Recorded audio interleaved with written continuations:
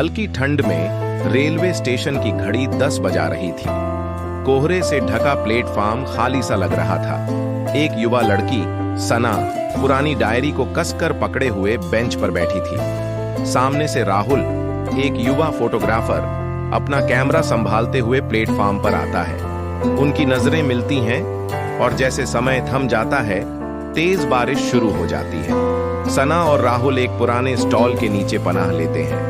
राहुल हंसते हुए कहता है, बारिशें हमेशा यादें बन जाती हैं। सना उसकी बात सुनकर मुस्कुराती है।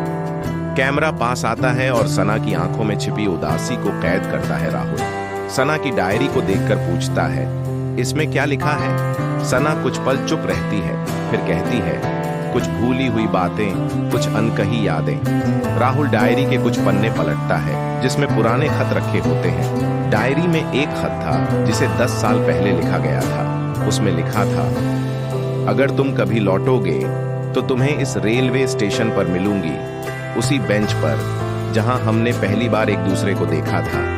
राहुल समझ जाता है कि यह किसी खोए हुए प्यार की दास्तान है। सना बताती है कि यह खत उसके पहले प्यार आदित्य का था।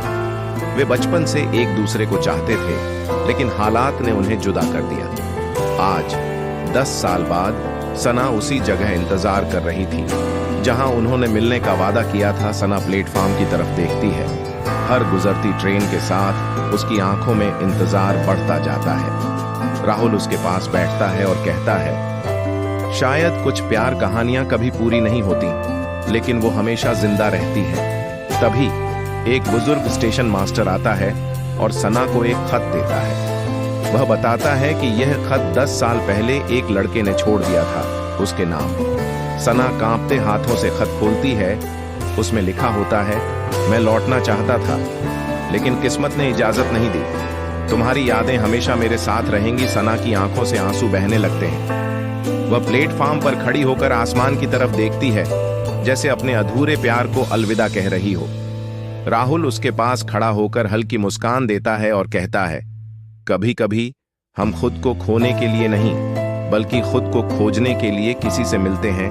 सना पहली बार हल्के दिल से मुस्कुराती है। वह डायरी बंद करती है और कहती है, अब वक्त आ गया है कि मैं अपने अधूरे सफर को पूरा करूं। राहुल उसकी तरफ देखता है और कहता है, कभी कभी नए सफर वहीं से शुरू होते हैं जहां पुराने खत्म होते हैं। सना और राहुल रेलवे स्टेशन से बाहर निकलते हैं।